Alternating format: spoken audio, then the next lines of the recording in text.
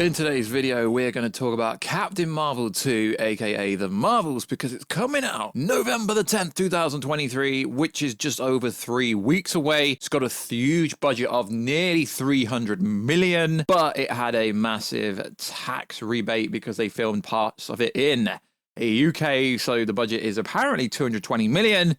I'd still say it's closer to like 300 million. So this movie has to make a hell of a lot of money to break even, over $600 million-ish, just to break even. The marketing for this movie is going to be very strange. It already has been. So we've seen The Marvels. Let's talk. What is good, YouTube? Warstu here. If you are new around here, make sure to subscribe to never miss any of the pop culture, kaiju, monsterverse, Marvel, DC content that we cover on a daily basis. Good, subscribe to the channel, turn notifications on, and let me know down below what the frickin' hell's going on with this movie.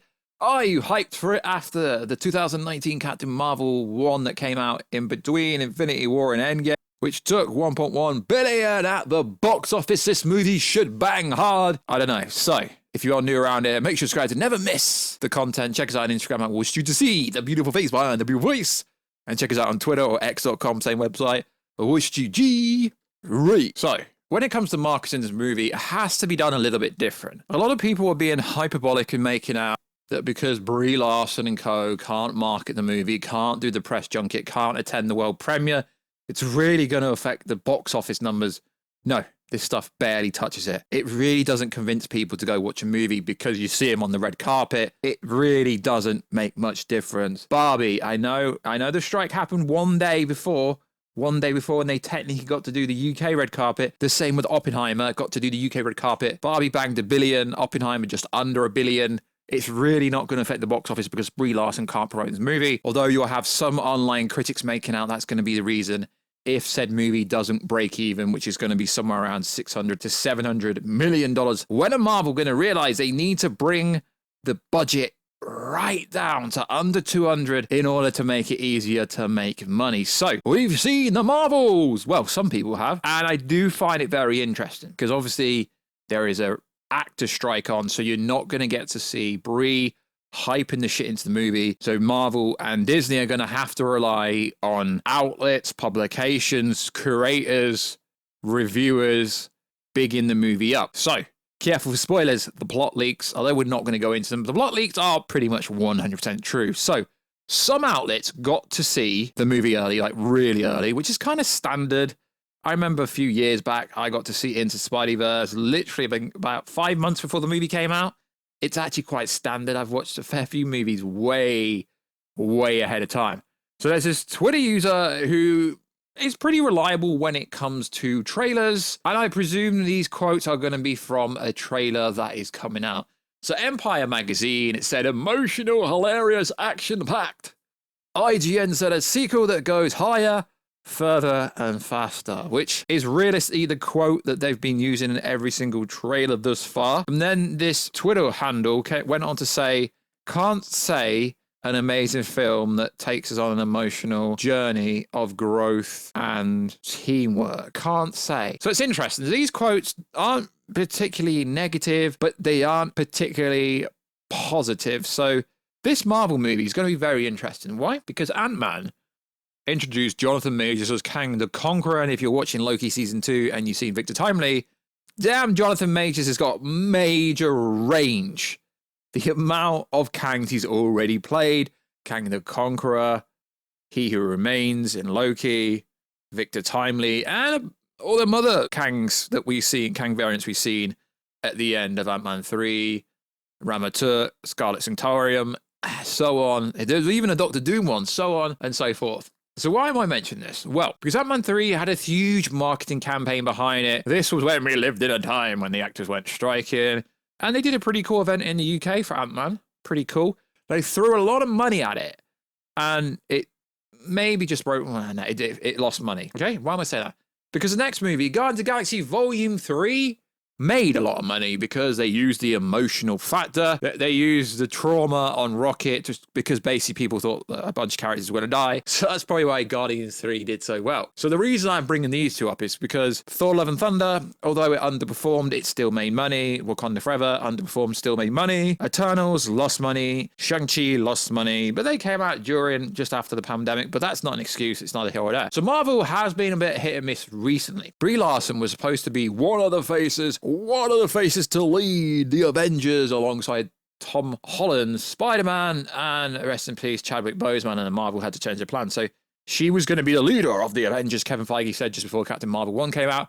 Big L, Kevin Feige saying that. So this Marvel movie could be the most important movie in the MCU, kind of, because Marvel doesn't really have much else ready to go. Deadpool 3, I mean, I'm not going to make a whole video to go, yeah, breaking news, Deadpool 3's been delayed. Of course it's been delayed. We're nearly in November. They haven't shot half the movie. Ryan Reynolds and co couldn't do improv, so they had to do a bunch of rewrites anyway. Anyone that thought differently is like, yo, come on now. What the freaking hell are you thinking? So technically, they could release the Captain America reboot that no one asked for. I don't really think that movie's going to do very well. But then again, reshoots, they're going to have to reshoot some stuff.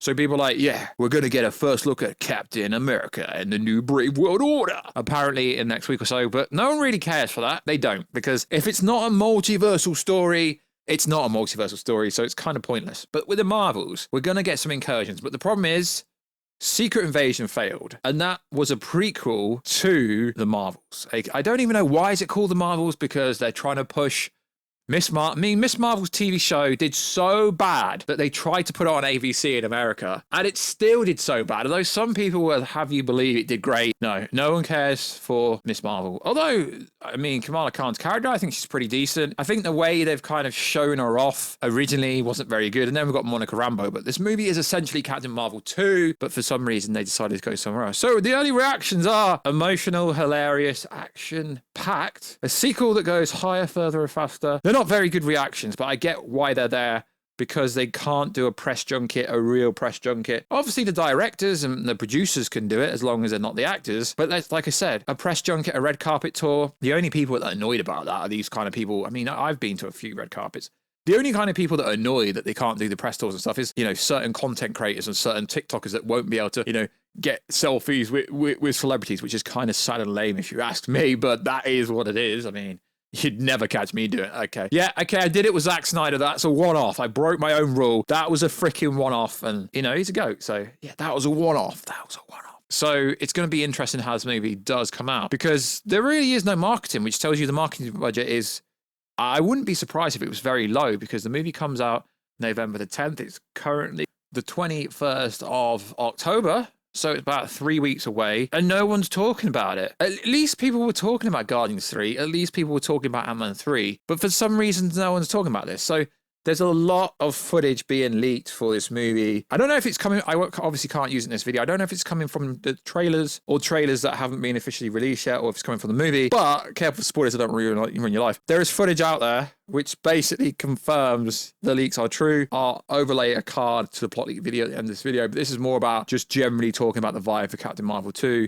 Obviously, also, the narrative is the Marvel's heading for a 75-80 million opening weekend, roughly 50% lower than Captain Marvel's 3-day early box office. I mean, that's the opening. So, yeah, it's going to open really low. But the funny thing is, if that was a DC opening, that would be the biggest hope. That would be one of DC. That would be a very good opening for DC. Captain Marvel 2 box office projections are abysmal. The Marvel's box office projections are anything than marvelous. Yeah, they are. I don't necessarily think it's Brie Larson's fault. Brie Larson is really hated. I don't get it. I mean, I do get some of the controversy behind her, but at least she's herself. At least she's not like fake. She's herself. She says it how she sees it. I've got nothing against Captain Marvel. I want this movie to do well, because obviously it's better for the world's cinema and for the Hollywood industry. But the actor strike needs to freaking end, because I won't get to meet Brie Larson this year, will I? No, I won't. But that's neither here or there. So like always, guys, check us out on Instagram. Do you intend to actually go and watch the Marvels when it comes out in your respective country? Also check us out on Twitter, Wish2G. Subscribe to the YouTube channel if you haven't already. Why wouldn't you? Check us out on Twitch, Twitter, TikTok. You know how to find me. Warstu, you know how to find me. So like always, guys, check us out in another video very soon. Catch ya later.